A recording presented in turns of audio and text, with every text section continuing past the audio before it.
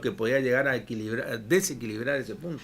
Bueno, está en línea la abogada Mariana Barbita. Ella representa al ex juez federal Soto Dávila. Tengo entendido que hoy habría Debería una nueva presentarse, ¿no? audiencia. Sí, sí. Debería declarar. No sé si esto es correcto. Vamos a preguntarle a ella. Queremos saber también cómo quedaron esos planteos de nulidad y recusaciones que hubo en el marco de este juicio. Mariana, ¿cómo le va? Buen día.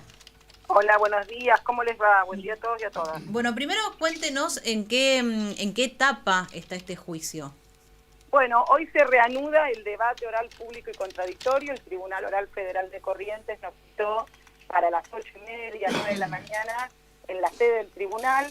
La idea es que hoy el tribunal nos conteste, el presidente del tribunal nos conteste respecto de los planteos de nulidad que efectuamos en la primera audiencia del debate, donde después de la lectura de los hechos que se le imputaban a los imputados, digamos, valga la redundancia, y en particular al doctor Soto Dávila, estas defensas, fuimos varios, nos hicimos planteos, y en particular, digamos, nuestra estrategia, que tiene que ver con un poco identificar cuáles son los problemas, hicimos un planteo de nulidad del requerimiento de relación a juicio suscrito por el doctor Stornelli, allá por el 2019 en Comodoro Pi, y también el planteo de inconstitucionalidad de la ley de arrepentido. Sí. Es decir, tenemos dos planteos que el tribunal debería resolver. Sí. Obviamente, si el tribunal entiende que el requerimiento de relación a juicio es nulo, el caso se termina. El caso, por lo menos respecto a eso, todavía se termina.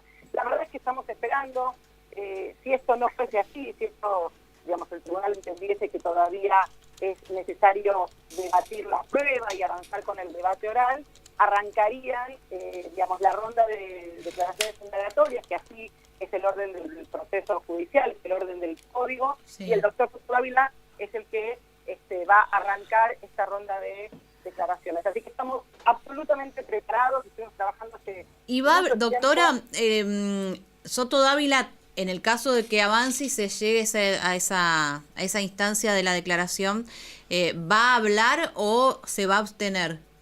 No, va a hablar. Tenemos por lo menos preparado, yo les diría que unas 2 horas o un poco más de declaración. El doctor Soto Dávila se va a sentar frente al tribunal oral y a los fiscales y a las partes para contarles lo disparatado de esta imputación, cómo trabajaba él después de 22 años de estar en el ejercicio de la judicatura a cargo de uno de los juzgados federales más antiguos del país. Ustedes saben que es uno de los 3 primeros juzgados federales creados por Mitre. Es decir, un montón de cuestiones va a trabajar, hecho por eso, va a discutir, hecho por eso, esta locura, y lo digo en estos términos porque la verdad que cuando uno cada vez que relee, ayer estuvimos reunidos con el doctor Soto Dávila más de, les diría, 7 horas, trabajando nuevamente cada uno de los detalles, y cada vez que vemos la imputación no podemos creer no solamente la generalidad de la imputación, porque no es que dicen, bueno, tenemos un caso concreto, tenemos una prueba concreta que habría una foto, por ejemplo, donde el doctor Soto Dávila recibiría dinero a cambio de favorecer a determinadas personas. No hay nada. Lo que hay es una declaración del declarante 1, que nadie sabe quién es, no sabemos, es un supuesto arrepentido, que diría estas cosas y generalidades y se confunde con las fechas y habla de hechos que además la propia Fiscalía consintió, decisiones del juez federal, por ejemplo, ordenando una excarcelación o una extensión de prisión de una persona en el 2014, en el 2010, pero también un problema enorme respecto del tiempo, ¿no? O sea, el doctor Soto en el 2018, cuando lo cita en la indagatoria, tiene que dar respuestas sobre hechos del 2010. O sea, a nadie se le ocurrió entonces que esos hechos podrían haber sido citados antes, no. Recuérdenos, doctora, ¿cuál es la acusación? Apareció la Fiscalía. Sí. La imputación está construida sobre la base de 8 hechos de supuesto prevaricato, donde le imputan la firma de una decisión. O sea, el doctor Soto Dávila firmaba, como todos los jueces y las juezas, resoluciones, ¿bien? Sí. Esas resoluciones estaban vinculadas a expedientes concretos, esas resoluciones estaban vinculadas a personas concretas, y personas concretas digo porque en los expedientes hay un nombre y un apellido, ¿bien? Sí. Bueno, estas decisiones son las que les diría, 8 años después, a raíz de unos arrepentidos, se ponen en discusión. Es vergonzoso que un juez federal de la trayectoria del doctor Soto Dávila, que ha sido uno de los jueces más combativos con el narcotráfico, que ustedes revisan y aquí lo vamos a presentar, las noticias de estos últimos años, la cantidad de secuestros de materiales pacientes, la incineración que se ha hecho en la provincia es tremenda.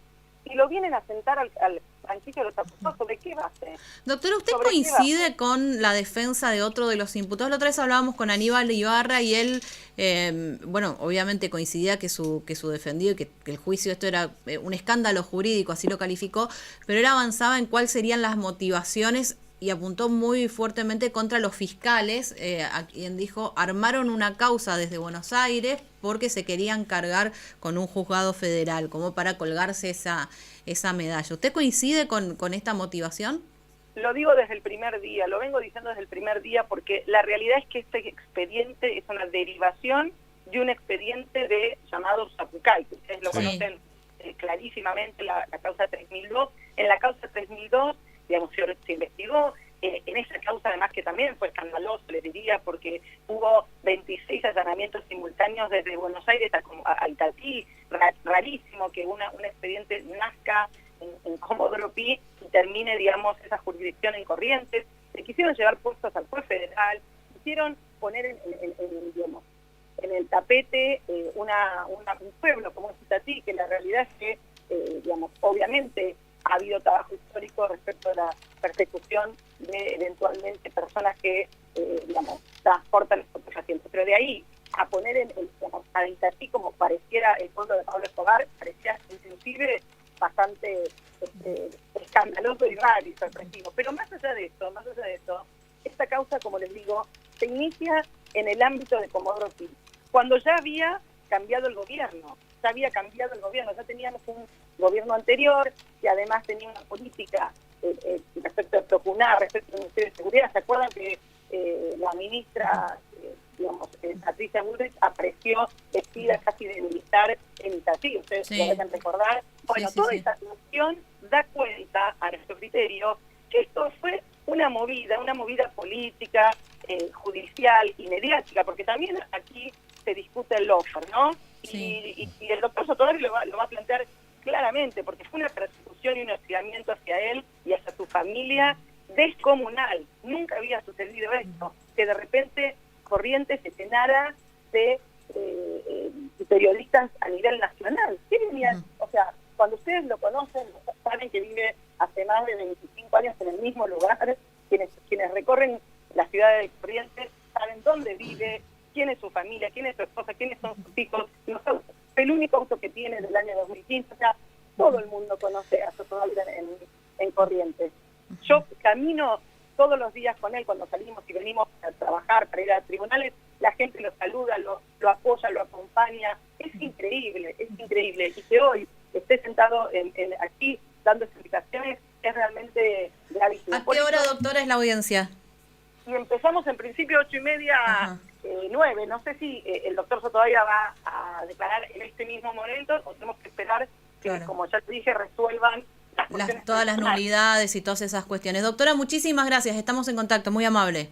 Tengan muy buen día, gracias. Bueno, la doctora Mariana Barbita es abogada del doctor Soto Dávila.